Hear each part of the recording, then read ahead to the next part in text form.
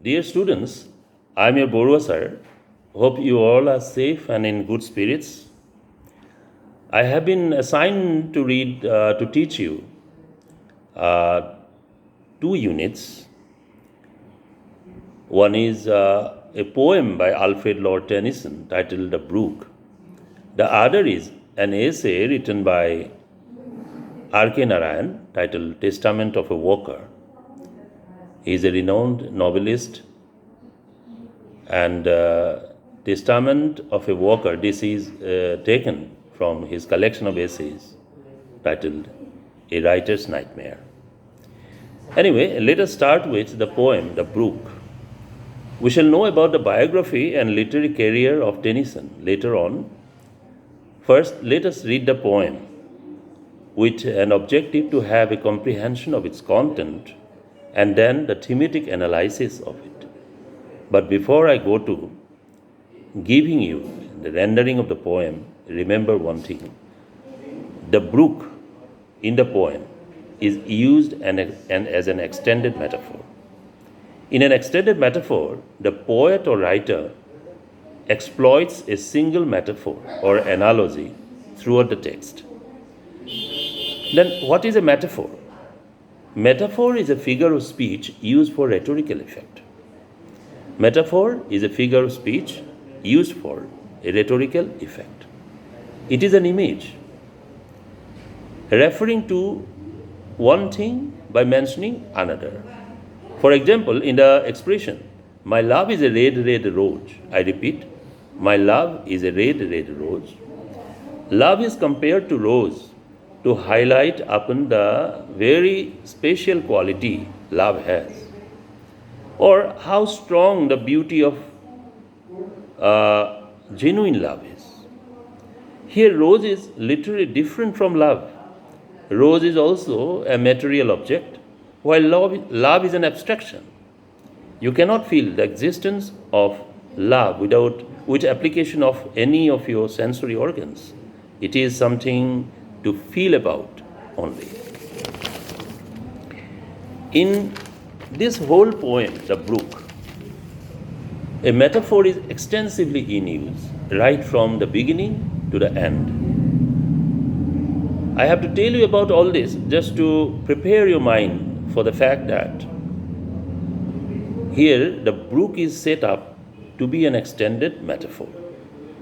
And now let us move to the poem, The Brook. The Brook, this poem has got as many as 13 stanzas. First, let's go to the first stanza. I come from haunts of coot and hern, I make a sudden sally, and sparkle out among the fern to bicker down a valley. Before that, let me read the whole poem for you. I come from haunts of coot and hern, I make a sudden sally, and sparkle out among the fern to bicker down a valley. By 30 hills I hurry down or sleep between the ridges, by 20 tops a little town and half a hundred bridges. Till last by Philip's firm I flow to join the brimming river, for man may come and man may go, but I go on forever. I chatter over stony ways in little sharps and trebles. I bubble into eddying bays, I babble on the pebbles. With many a carve my banks I freight by many a field and fallow, and many a fairy fold set with willow, weed and mallow. I chatter as I flow to join the brimming river, for man may come and man may go, but I go on forever. I wind about and in and out, with here a blossom sailing, and here and there a lusty trout, and here and there a grayling. And here and there a foamy flake upon me as I travel, with many a silvery water break above the golden gravel. And draw them all along and flow to join the brimming river, for man may come and man may go, but I go on forever. I steal by lawns and grassy plots, I slide by hazel covers, I move the sweet forget-me-nots that grow for happy lovers. I slip, I slide, I gloom, I glance among the scheming swallows, I make the netted sunbeams dance against my sandy shallows. I murmur under moon and stars, I bramble wild oasis. I linger by my shingly burrs, I loiter round my crassus. And out again I carve and flow to join the brimming river, for man may come and man may go, but I go on forever. That's the poem. And now the first stanza. The first stanza reads like this: I come from haunts of coot and hern, I make a sudden sally, and sparkle out among the fern to bicker down a valley. Here, coot and hern and haunts, these words. Haunts means places frequently visited by. And coot and hern means, coot means a type of water bird. Hern also means a heron, which is another kind of water bird. And the speaker in the poem, in this stanza, speaker, as you know, it is a brook. The speaker is a brook. And the speaker says that it has originated from such a place which is conspicuous by the presence of birds like coot and hern. And then I make a sudden sally in the second line. I make a sudden sally. Here, sally means a sudden surge out. Means when something bursts forth, moves aggressively from somewhere, from something. The brook says that it surges out or splashes out suddenly. And the next line, and sparkle out among the fern. This is about the sparkling of the water of the brook, as it moves out among the fern. And then the last line of this first stanza, to bicker down the valley.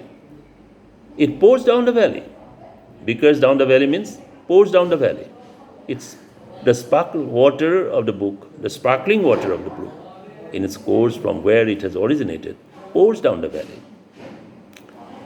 Then stanza 2, by 30 hills I hurry down or slip between the ridges, by 20 tops a little town and 100 bridges. By 30 hills I hurry down, meaning I speedily flow down across as many as 30 hills. Or slip between the ridges. Ridges means narrow hilltops. So the brook says it slips down across many a narrow hilltops. By 20 tops a little town. Here tops means small villages, hamlets. So the brook says that it crisscrosses many places, including hamlets and little towns. And the last line, and 100 bridges, last line of this stanza, 100 bridges means 100 means about 50 numbers. Now let's come to the third stanza. Till last by Philip's firm I flow to join the brimming river, for man may come and man may go, but I go on forever. Till last by Philip's firm I flow to join the brimming river. The brook says that it finally joins the big river with the overbearing presence of water. And exactly at that point, where on the bank you can see the firm of a cultivator, whose name is Philip. And the last two lines of this stanza, for man may come and man may go, but I go on forever. This a suggestion of these two lines is, I have been in my course of running for all days to come. Innumerable generations of people have come to this earth and vanished also. But I have been always there. It has been flowing eternally, means the brook says, I have been flowing eternally without ceasing. Whereas men are ephemeral. Man does not live forever. They are subject to decay, decline, and death. But I am ever present. Then let's come to the fourth stanza. I chatter over stony ways in little shops and troubles. I bubble into eddying bays. I babble on the pebbles. I chatter over stony ways in little shops and troubles. Means in a serpentine course with little shops in between. I strike upon many stones. I strike upon many stones with little sharps in between. In a serpentine course, I flow with little sharps in between. And in the process, I strike upon many stones. And the sounds thus created are, as it were, my speech or my speeches. The sounds thus created, as it were, my speeches or my outpourings of feelings. Here, trebles, this word means high pitched tones, trebles. You find this word here. The trebles, this word, means high pitched tunes. As it were, the brook makes a high pitched melody of sort through such a phenomenon. And then, last two lines of this stanza, I bubble into eddying bays, I babble on the pebbles. Here, eddying means spiral movement of water. Bay, this word means large body of water connected with either an ocean or a sea. So, the brook says, bubbles appear on the surface of the water of the eddies as it embraces the bays. As the brook embraces the bays, bubbles appear on the surface of the water. And then the last line of this stanza, I babble on the pebbles. Here, babble means sound made when one talks delightfully, gaily, when it strikes upon the pebbles. Pebbles meaning small stones. It sounds like someone is speaking gaily with another person. Next comes the stanza 5. With many a carb my banks I freight, by many a field and fallow, and many a fairy fallen set with willow, with and mallow. With many a carb my banks I freight, by many a field and fallow. Meaning, I crisscross upon many a banks, and I come across in my course many a fields. Some of these fields are full of grains, and some of these fields do not have grains. They are uncultivable plots of land.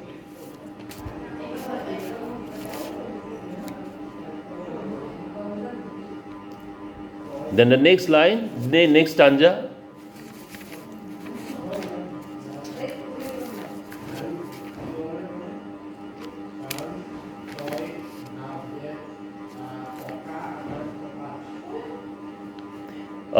Next two lines of this stanza, of the fifth stanza. And many a fairy fallen set with willow, with and mallow. And many a fairy fallen set with willow, with and mallow. Fallen means piece of land that extends to the sea. Willow weed is a kind of weed which is favorite for willows. And then mallow means willow, weed and mallow. Mallow means plant with hairy stems and leaves and pink, white and purple flowers. Next, stanza 6. I chatter as I flow to join the brimming river, for man may come and man may go, but I go on forever. I chatter as I flow to join the brimming river. Means the river's sole desire is to what? Is to join with the brimming river. And as it goes flowing down for it, it does not stop speaking. It doesn't stop speaking. It doesn't stop chattering. Spontaneously, it keeps on chattering to itself. Stanza 7. I wind about and in and out, with here a blossom sailing, and here and there a lusty trout, and here and there a grayling. I wind about and in and out, with here a blossom sailing, and here and there a lusty trouts, and here and there a grayling. I spar the boats ahead by winding about them. Means I wind about the boats and help the boats to go ahead. So I help both the boats and the fishes also. I help the survival of the sea fishes as well, including the trouts and grayling, some of the names of the fishes. stanza 8. And here and there a foamy flake upon me as I travel, which many a silvery water break above the golden gravel. And here and there a foamy flake upon me as I travel. Here and there flakes of foam give company to me as I flow along, with many a silvery water brook above the golden gravel. With many a silvery water break above the golden gravel. Next stanza, stanza 9.